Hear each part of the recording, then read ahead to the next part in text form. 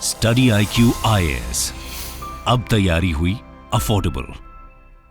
नमस्कार दोस्तों, मैं मोहित जिंदल स्वागत करता हूं स्टडी IQ के इस बहुत ही स्पेशल सेशन में। दोस्तों, पिछले कुछ टाइम से काफ़ी बच्चों ने ज्योग्राफी ऑप्शनल रिलेटेड काफ़ी क्वेरीज मुझसे पूछी हैं और इन सारे सवालों के जवाब आज हम अपने सीनियर फैकल्टी ज्योग्राफी जो ऑप्शनल पढ़ाते हैं स्टडी IQ पे, कपिल भारद्वाज सर से पूछेंगे। Welcome Kapil to this session. Thank you sir, thank you. तो कपिल, मेरा पहला सवाल आपसे ये है कि ज्योग्राफी को बच्चे one of the most feared optional मानते हैं, ऐसा क्यों है? सर, इसके मल्टीपल मिसकंसेप्शंस हैं बच्चों के माइंड में।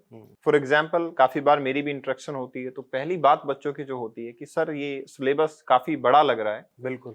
तो क्या वो रियल में है? इसके अलावा बच्चे को ये भी लगता है कि आंसर राइटिंग में डायग्राम रिप्रेजेंटेशन करना है तो वो मेरे लिए कहीं डिफिकल्ट या नेगेटिव पॉइंट तो नहीं होगा। अपार्ट फ्रॉम दिस, बच्चे के माइंड में ये भी आता है कि जब मैं ज्योग्राफी ऑप्शनल को प्रिपेयर कर रहा हूँ तो कहीं ऐसा तो नहीं है कि यूपीएससी कोई पार्शियलिटी करता है जिसकी वजह से मुझे मार्क्स ना मिल पाए और मेरी रैंक अच्छी ना आ पाए। ये कुछ डायलेमास हैं जो माइंड में हैं बच्चों के। बिल्कुल ठीक कहा कपिल, आपने मल्टीपल मिसकंसेप्शंस बताए और मैं इन एक एक करके इन मिसकंसेप्शंस को डिटेल में समझना चाहूंगा और अपने बच्चों को बताना चाहेंगे हम। तो सबसे पहली बात जो आपने कही कि बहुत बड़ा है, वॉल्यूम बहुत ज्यादा है इस ऑप्शनल की, इसके बारे में आपका क्या ख्याल है? सर देखो, जब भी मैं ऑप्शनल की बात करता हूँ, कोई भी ऑप्शनल हम लेंगे तो उसमें दो पेपर हो रहे हैं, पेपर 1 एंड पेपर 2।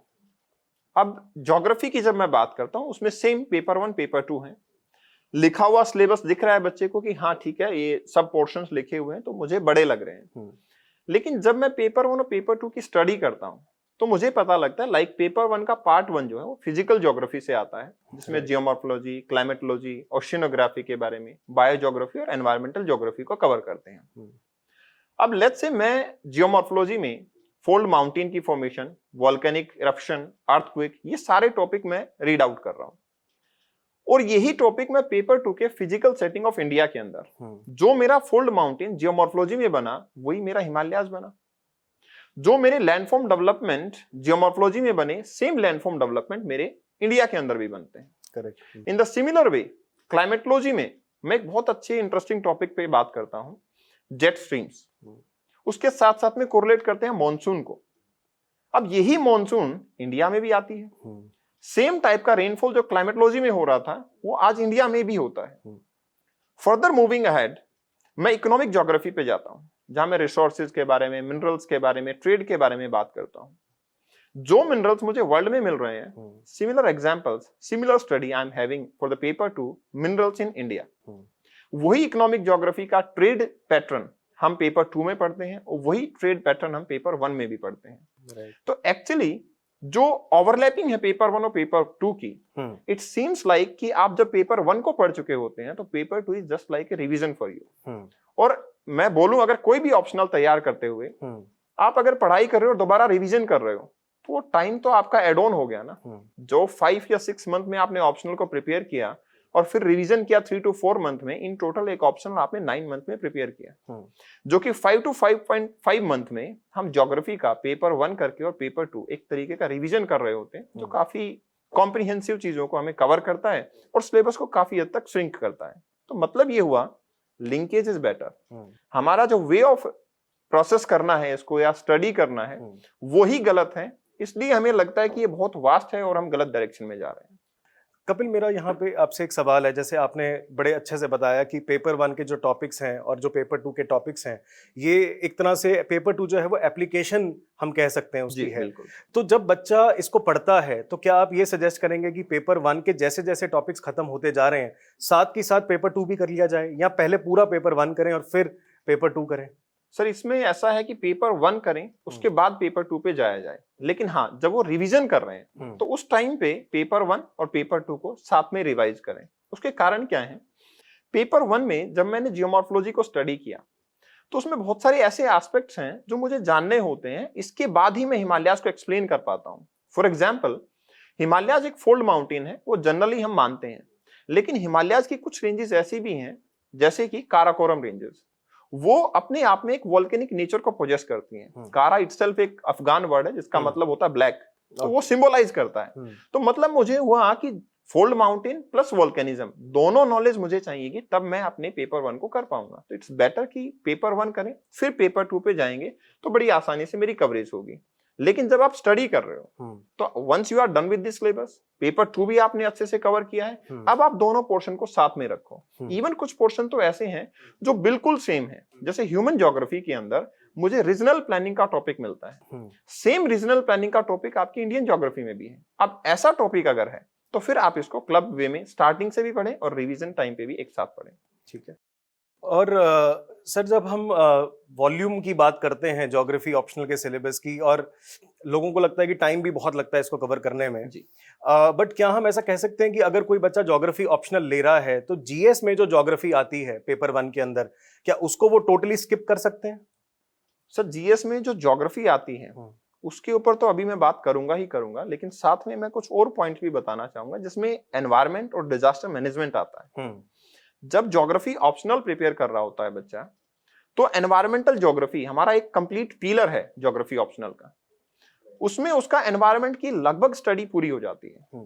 बस एक वे चेंज करना होता है कि प्री के लिए मुझे किस एस्पेक्ट से पढ़ना, थोड़ा सा उस एस्पेक्ट से देखेंगे।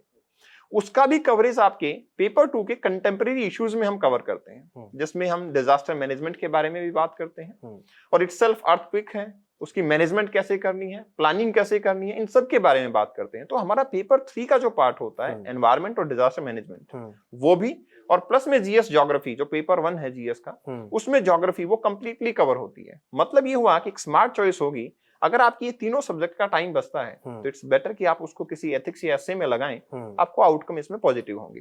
प्लस एसए जो आता है हमारे पास, वो सर 2 टाइप के एसए होते हैं। एक होता है फिलोसॉफिकल एसए, जिसमें ज्योग्राफी ऑप्शनल ज्यादा हेल्प नहीं करता, लेकिन हाँ, दूसरा जो एसए होता है वो most of the time agriculture से या वुमेन एम्पावरमेंट से या लेबर फोर्स पार्टिसिपेशन से, ये सारी चीजें हम ज्योग्राफी के अंदर थोरोली पढ़ रहे होते हैं। तो इवन जब बैच चल रहा होता है तो मैं कुछ ऐसे बच्चों को देता भी हूं कि ज्योग्राफी से ये ऐसे बन सकते हैं, और वो प्रोबेबली आते भी हैं। तो आपका हाफ पार्ट ऑफ एसे वो भी इसके अंदर कॉम्प्रिहेंसिव कवर होता है। राइट। तो अगर कोई बच्चा ज्योग्राफी ऑप्शनल पे टाइम लगा रहा है तो कहीं ना कहीं जीएस ज्योग्राफी में उसका जो एनवायरनमेंट, डिजास्टर मैनेजमेंट और ज्योग्राफी करने का जो टाइम है वो काफी ज्यादा ऑप्टिमाइज कर सकता है, अगर मैं बिल्कुल। ठीक है। तो कपिल, एक बात बताएं कि वॉल्यूम और टाइम के अलावा एक जो और बड़ा मिसकंसेप्शन है लोगों को कि ज्योग्राफी ऑप्शनल में मार्क्स नहीं आते जी, तो उसके बारे में आप क्या हमारे बच्चों को बताना चाहेंगे? सर देखो, क्या होता है, बच्चे का ट्रेंड होता है कि मेरे सामने एक बुक है और मैं उसको रीड आउट करता चला जाऊं और वो बुक को रेप्लिकेट कर दूं। बट जब मैं आंसर राइटिंग करता हूं तो वहां लैक होता है। एक्चुअली मेरे माइंड से मैं दूसरे को समझा पाऊं, इसके बीच में मेरे पास एक पेपर है, इसके अलावा कुछ नहीं है। अब पेपर है तो उसको थोड़ा सा इनोवेटिव बनाना पड़ेगा। इनोवेटिव इन द सेंस, आप कुछ डायग्राम्स का यूज कीजिए।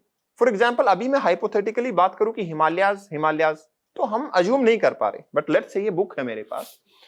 अगर इस बुक पे मैं एक हिमालयाज की रफ बाउंड्री भी शो करता हूं तो मुझे पता लग रहा है कि यहाँ पे हिमालयाज हैं और इस वजह से ये डेवलप हुए हैं। राइट। तो सिंपली डायग्राम्स का इन्वॉल्वमेंट बहुत ही इंपॉर्टेंट होता है और ये हर किसी को अट्रैक्ट करता है। हम बचपन से देखते आए हैं कि अगर एक ऐसा छोटा सा लेसन भी होता था, मेरी प्यारी दादी माँ, तो उसमें एक अगर फोटो बनी हुई है वो मुझे बहुत अट्रैक्ट करती थी। बच्चे का मन भी था कि मैं पढूं इसको। सेम विद द एग्जामिनर, हमारे पास हमारी जो आंसर शीट है वो इंटरेक्टिव होनी चाहिए। एग्जामिनर को ये मन करे कि मैं इस चीज को पढ़ना चाहता हूं और ये काफी अच्छा लिखा हुआ है। तो ये सेम प्रोसेस हम अगर इनकलकेट करते हैं तो मार्क्स काफी अच्छे आते हैं। तो नो डाउट बच्चे ऐसे भी हैं जो टॉप 10 रैंक में ज्योग्राफी से हमेशा होते हैं, तो अच्छा तो कर रहे हैं वो। बट कहीं ना कहीं मैं ये कहूंगा कि क्लासरूम का कम्युनिकेशन जो है वो गलत जाता है। फैकल्टीज को बताना चाहिए कि इस तरीके से डायग्राम बनाने चाहिए। अब सिर्फ बताना वो सफिशिएंट नहीं है। उसका कारण ये कि मैंने एक बार बता दिया, बच्चे ने देख लिया, लेकिन अगर भूल गया तो फिर कैसे होगा? इसका सॉल्यूशन स्टडी आईक्यू पे हम क्या करते हैं सर, हैंड रिटन नोट्स मिलते हैं बच्चे को। मतलब जो डायग्राम मैं क्लास में बनाता हूं वो हैंड रिटन नोट्स में वापस से हाथ से बनाया हुआ डायग्राम, वो नोट्स बच्चों को जाते हैं। मतलब जब भी उनको ये रेफरेंस चाहिए कि मैं कैसा डायग्राम बनाऊं, एक इमेजिनेशन में देखना वो एक अलग चीज है, लेकिन हैंडमेड नोट्स वो काफी इंपॉर्टेंट हो जाते हैं। वो उनको यूं का यूं रेप्लिकेट करके मैक्सिमम मार्क्स ला सकता है। तो कपिल, आपने बड़ी एक इम्पॉर्टेंट बात बताई कि ज्योग्राफी के आंसर राइटिंग में जैसे आपने डायग्राम्स और स्कीमेटिक्स और इन सब का मेंशन किया, मैप्स का मेंशन किया, कई बार बच्चे इसी चीज से डरते हैं कि भाई ज्योग्राफी ऑप्शनल में तो बहुत कुछ बनाना पड़ता है, जी इसको आप कैसे देखते हैं? मतलब आंसर राइटिंग का जो चैलेंज है ज्योग्राफी ऑप्शनल में, जी बिल्कुल उसको आप कैसे मतलब सॉल्व कराते सर। हैं? इस चैलेंज को मैं एक मेरी बचपन की इंसिडेंट बताना चाहूंगा। मैं किसी को भी जब साइकिलिंग करते हुए देखता था तो मुझे लगता था यार ये बहुत डिफिकल्ट होगा, जैसे टीवी में देखा या कहीं देखा, मैगजीन में देखा। बट स्टिल थोड़े टाइम के बाद में मेरे जो ब्रदर थे, कजन ब्रदर, उन्होंने साइकिलिंग करना शुरू किया। अब मुझे ये लगने लग गया था कि ये चीज बहुत आसान है और की जा सकती है। तो एक्चुअली बच्चा जब इंडिया का एक मैप देखता है तो उसको लगता है कि यार it is difficult, but if I will draw that map 100 times in the class तो बच्चे को ये लगता है ये तो डुएबल है। And practice definitely makes a man perfect. तो एक क्लास के अंदर इतनी बार डायग्राम्स बनाए जाते हैं, फिर उनको हैंडमेड नोट्स में भी दिए जाते हैं। एंड इवन मैं कंपेल बच्चों को भी करता हूं कि आप भी इसको बनाएं।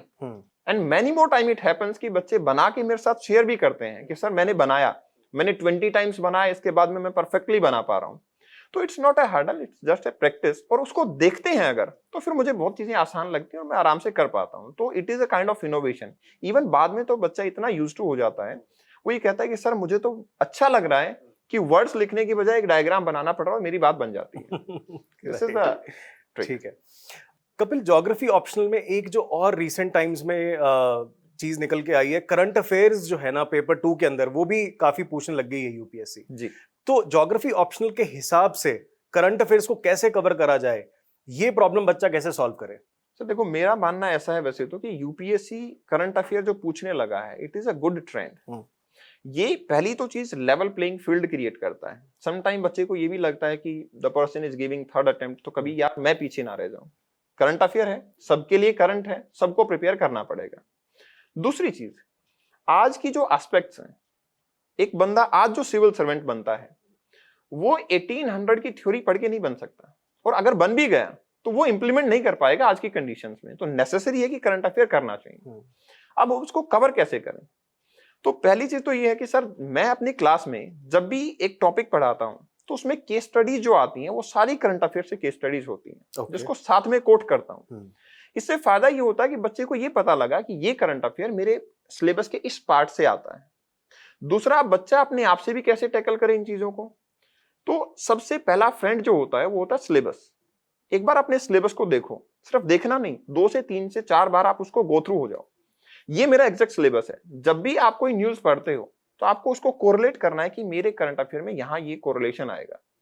मैं हैरान था सर, जिस दिन टर्की में अर्थक्वेक आया, मेरे बच्चे मुझे बता रहे थे कि सर ये 2 प्लेट टकरा गई हैं और अर्थक्वेक आया है। तो मतलब उससे बेटर क्या हो सकता है? हमने उस एस्पेक्ट को करंट अफेयर पे इंप्लीमेंट किया, और अब अगर क्वेश्चन आता है तो I think my students are waiting eagerly कि क्वेश्चन करंट अफेयर पे ही आए, हमें आसानी से करने को मिले। चलो, दैट्स रियली गुड कि आप अपने क्लासेस के अंदर करंट अफेयर्स पे काफी ज्यादा तवज्जो देते हैं। तो कपिल, एक जो सवाल मैं और आपसे पूछना चाहूंगा, जो बच्चे जिनका मुझे मैसेज आया कि प्रीवियस ईयर क्वेश्चंस जो हैं उनको कवर करने का इंपॉर्टेंस क्या है ज्योग्राफी ऑप्शन में? कितने सालों के आप रेकमेंड करेंगे कि प्रीवियस ईयर जो पेपर्स हैं वो करके जाने चाहिए? सर 7 to 8 ईयर्स का पेपर करना इज सफिशिएंट। उसका कारण ये है कि पहले बहुत ही जो पुराना ट्रेंड है उसमें तो डायरेक्टली पूछा जाता था कि what is plate tectonic theory, और सिंपली आपने एक्सप्लेन कर दिया, यू बिकम आईएएस। मैं ये नहीं कह रहा कि उस टाइम पे इजी था बनना, चैलेंजेस उस टाइम पे भी थे, लेकिन आज जो है ट्रेंड वो अप्लाइड टाइप का है। दैट्स व्हाई हमारे सिलेबस में भी आता है जियोमॉर्फोलॉजी के बाद अप्लाइड जियोमॉर्फोलॉजी। राइट। अब क्वेश्चन जो आता है वो ये आता है कि टेक्टोनिक थ्योरी कैसे मुझे बताती है कि लैंडस्लाइड किस रीजन में हो सकता है, क्योंकि आज जेन्युइनली वो प्रॉब्लम है। आज हम जोशीमठ को देख रहे हैं, स्टिंक कर रहा है, तो अर्बनाइजेशन के साथ में टॉपोग्राफी इंपॉर्टेंट हो गई है। इसलिए जरूरी होता है कि हम इन दोनों को कोलैबोरेट करके फिर पढ़ाई करें और उसी एस्पेक्ट से हम उसके अंदर आगे बढ़ें। तो ये जो चीजें हैं ये हमें इंक्लूड करनी चाहिए और इसी के ऊपर हमें काम करना चाहिए। तो सिलेबस को इस तरीके से पढ़ना वो बहुत जरूरी है साहब। ठीक है कपिल, ज्योग्राफी ऑप्शनल में अगर हम बात करें बुक्स की जी, तो बड़ी मोटी मोटी किताबें आती हैं, जैसे सविंद्र सिंह हो गया, कुछ बच्चे स्ट्रॉलर भी पढ़ते हैं। अगर इंडियन ज्योग्राफी की बात करें तो माजिद हुसैन सर की किताब है, जी सर, खुल्लर सर की किताब है ना। तो किताबों का जो डर है उसको कैसे कम किया जाए? एक्चुअली सर ये भी एक मिसकंसेप्शन था, तो शायद मुझे पहले लेना चाहिए था। देखो ये जेन्युइन डर है, क्योंकि एक बुक मेरे सामने देखी और मुझे लगता है कि इस बुक में 800 पेजेस हैं और मुझे पढ़ने हैं, तो मेरे लिए डिफिकल्टी आती है। लेकिन बच्चा सिविल सर्विसेज के लिए जब तैयारी करता है तो वो रेडी रहता है कि मैं हार्डवर्क तो करूंगा। दूसरा चैलेंज इसी में ऐड ऑन हो जाता है कि लोग ये बोल देते हैं कि ये आपको बुक पूरी नहीं पढ़नी, सेलेक्टिव पढ़नी है। अब एक और चैलेंज ऐड हो गया कि सेलेक्टिव क्या है इसमें, क्योंकि एक क्यूरियोसिटी आ गई कि यार मैंने ये छोड़ दिया और यही पूछ लिया तो मेरे को तो समस्या हो जाएगी। इसका सॉल्यूशन हमने क्या किया कि आपको हर एक टॉपिक के लिए अब क्लास में हम नोट्स देते हैं फॉर एवरी टॉपिक। आपको कहीं कुछ जाने की जरूरत नहीं, किसी बुक को पढ़ने की जरूरत नहीं। अगर लगता है कि मुझे ये बुक का ये पार्ट इंपॉर्टेंट है तो I will just add on कि ये वाला पार्ट है, आप इसको रीड आउट करो, जरूरी है। अब इसके बाद क्या होगा सर, जो बुक्स हैं नो डाउट वो काफी अच्छी लिखी हुई हैं, लेकिन वो मल्टीपर्पज बुक है। अगर आप पीएचडी करना चाहते हो तो भी आप पढ़ो, सिविल सर्विसेज करना चाहते हो तो भी पढ़ो। तो मतलब ये बात तो ठीक है कि सेलेक्टिव पढ़ना है, बट स्टूडेंट को कैसे पता लगेगा कि ये पार्ट मेरा है, इसके बाद मैं छोड़ दूं इसको। दूसरी चीज, एक बुक का एडिशन आया कभी, अब उसमें केस स्टडीज नहीं है, अब वो भूल जाता है कि यार स्टैटिक पार्ट हो गया, अब मैं उसको कैसे कवर करूं। इसलिए स्टडी आईक्यू पे हर क्लास के साथ में क्रक्स प्रोवाइड होता है, जिसमें कि प्रीवियस ईयर क्वेश्चंस भी उस पर्टिकुलर टॉपिक से, इसके साथ साथ में जो आपके केस स्टडीज हैं वो, और जो इंपॉर्टेंट एस्पेक्ट है सिर्फ वो कवर किया जाता है, ताकि बच्चा लिमिटेड टाइम में रिवीजन भी करे और उसका सिलेबस में कुछ छूटे भी ना। तो ये सॉल्यूशन जेन्युइन रहेगा। तो अगर बच्चा आपसे पूछे कि सर आपकी क्लास या आपके कोर्स लगाने के बाद क्या उनको जरूरत है किसी और रेफरेंस बुक की, तो उसको आप क्या रेकमेंड करेंगे? Are these notes enough? मेरा डायरेक्ट रिप्लाई है नो, कोई रिक्वायरमेंट नहीं है। मेरा एक स्ट्रेटेजी सिंपली स्ट्रेटेजी क्या है कि आप क्रक्स को पढ़ो, उसके बाद में जो आपके हैंडमेड नोट्स हैं उनको ये मान लो कि ये आपको अपने पेपर में लिखने हैं, तो मतलब आप उनको इतने 4 या 5 बार जितना हो सके रिवाइज करो। और वो हैंडमेड नोट्स ऐसे बनाए जाते हैं सर, इस प्लान से भी बनाए गए हैं कि जो एक वीकेंड होगा जब आपका मेंस एग्जाम है, फ्राइडे सैटरडे और संडे, इसके बाद में 5 दिन का गैप है और फिर आपका ऑप्शनल पेपर होता है। चैलेंज तो बच्चे को ये भी रहेगा कि क्या उस टाइम पे मैं खुलर पढ़ पाऊंगा। उस टाइम पे आपको हैंडमेड नोट्स का थोड़ा रिवीजन करना है। मैं 100% ये कह सकता हूं कि आराम से सिलेक्शन होगा। उसका एक और कारण है सर, जब हम आराम से बैठ के क्वेश्चन लिख रहे होते हैं तो बच्चे को पता नहीं होता 30 मिनट भी एक क्वेश्चन पे लगा लेता है। लेकिन ये प्रोस्पेक्टिव एग्जाम में नहीं चलेगा। एग्जाम में मेरे पास डायग्राम भी, मेरी इमेज पहले होनी चाहिए कि ये डायग्राम मुझे यहां बनाना है, और वो चीजें आपके हैंडमेड नोट से काफी हद तक आती हैं। प्लस में क्रक्स है, वो कॉम्प्रिहेंसिव नॉलेज उसको देता है, तो उसको और चीज के अलावा किसी चीज की कोई रिक्वायरमेंट नहीं होती। कपिल, आपने हैंडमेड नोट्स का मेंशन किया, काफी अच्छा इनिशिएटिव है अगर आप हैंडमेड नोट्स हम बच्चों को दे रहे हैं। बच्चों का एक सवाल ये है कि हैंडमेड नोट्स तो उनके पास आ गए, क्या उसके बाद भी उनको कुछ नोट्स बनाने की जरूरत है? नहीं, उसके बाद कुछ नोट्स की रिक्वायरमेंट नहीं है। हाँ, एक चीज मैं जरूर कहूंगा कि आप उसका अगर प्रिंट आउट ले लेते हैं हैंडमेड नोट्स का, जो कि बहुत ही लिमिटेड नंबर ऑफ पेजेस भी हैं, उसको लेट्स से कि आप आज से 1 साल बाद भी अटेम्प्ट दे रहे हैं, लेट्स से कुछ ऐसा हुआ कि आपने बीच में तैयारी स्किप किया, कुछ ऐसा हुआ, आप दोबारा भी देना चाहते हैं, तो दे आर वैलिड। जस्ट अपने करंट अफेयर को उसमें अपडेट कीजिए। और बाकी क्योंकि सफिशिएंट करंट अफेयर 24 मंथ के करीब यूपीएससी पूछता है, तो आपने वो पहले से तो हैं आपके, बस कुछ नई चीजें जो आती हैं वो आप एड ऑन करो, आपका वो काफी लंबे टाइम तक भी वैलिड रहेगा। तो इसके अलावा कुछ रिक्वायरमेंट है नहीं जो अलग से रेफर करनी। ठीक है, दैट्स वेरी नाइस। तो कपिल, मेरा आपसे एक सवाल ये है अब कि अगर हम ज्योग्राफी के सिलेबस की बात करें तो पेपर 1 सेक्शन बी का जो पहला चैप्टर है ज्योग्राफिकल थॉट, अक्सर लोग उससे बहुत डरते हैं, और एक डर का कारण ये भी है कि ऑफलाइन कोचिंग्स की अगर मैं बात करूं तो ज्यादातर कोचिंग्स जो हैं वो इस चैप्टर को कवर ही नहीं कराती, बच्चों को खुद से कवर करना पड़ता है और वो बहुत स्ट्रगल करते हैं इस चैप्टर को कवर करने के लिए। तो ज्योग्राफिकल थॉट को कैसे पढ़ा जाए, क्या उसके रेफरेंसेस होने चाहिए, आपकी पढ़ाने की स्ट्रेटेजी क्या है, इसके बारे में थोड़ा बताएं। सर देखो, जब ज्योग्राफिकल थॉट पे हम बात करते हैं तो ये एक बहुत ही अच्छा पिलर है जो यूपीएससी ने एड ऑन किया है। मैं इवन ये बोलूंगा ह्यूमन ज्योग्राफी का बेस है। एक्चुअली जब तक मुझे ये नहीं पता कि मुझे किसी चीज को पढ़ना क्यों है, तब तक मैं उसको समझ नहीं सकता। जैसे कि जब मैं शुरू में बैच ले रहा था तो बच्चों ने ये भी पूछा कि सर ह्यूमन ज्योग्राफी मतलब ज्योग्राफी का पार्ट होता है क्या ह्यूमन?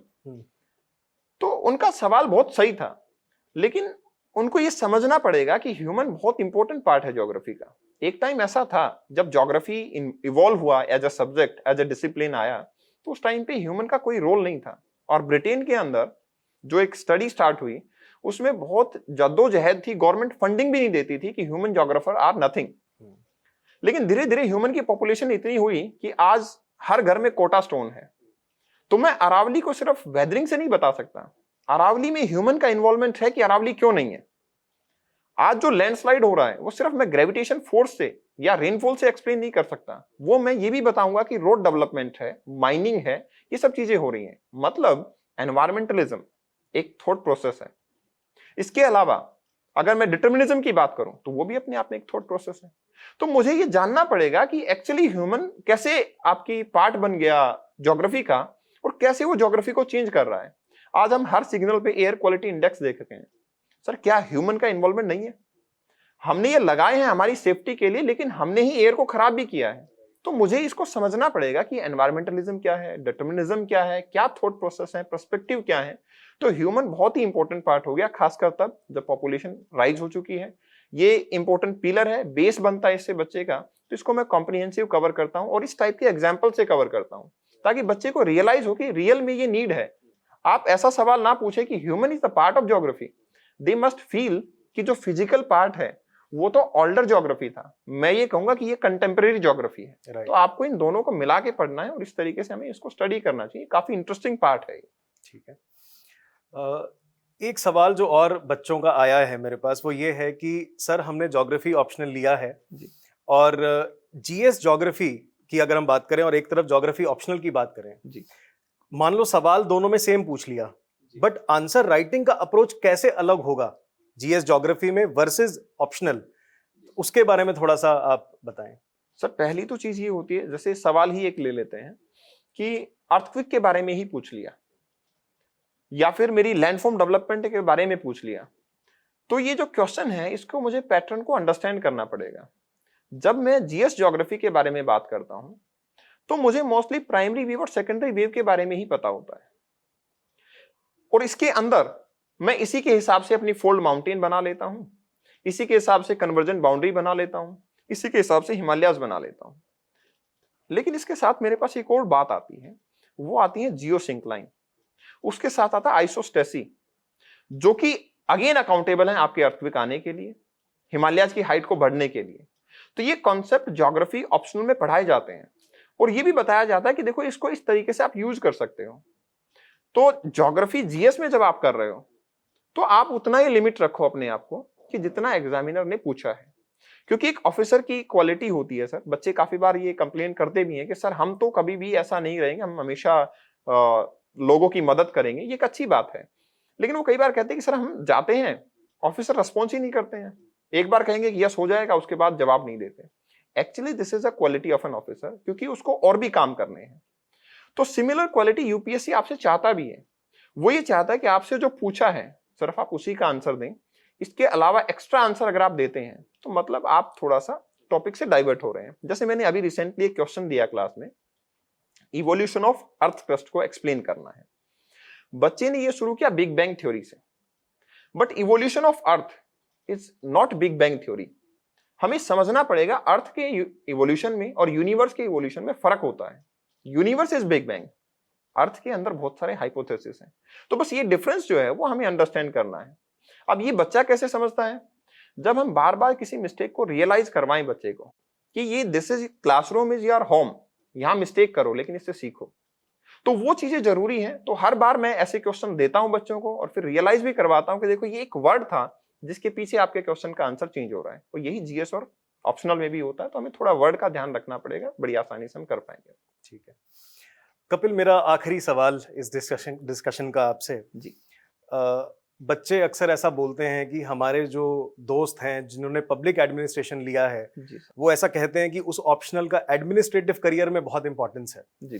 ज्योग्राफी ऑप्शनल का एडमिनिस्ट्रेटिव करियर में क्या इंपॉर्टेंस है, इसके बारे में थोड़ा सा आप बताएं। सर एक आइडिया मेरे माइंड में काफी लंबे टाइम से चल रहा है और वो ये है कि ज्योग्राफी रन्स एवरीथिंग। इस पे कुछ वीडियोस भी मैंने दिए हैं ताकि बच्चों को भी हेल्प मिले इसको समझने में।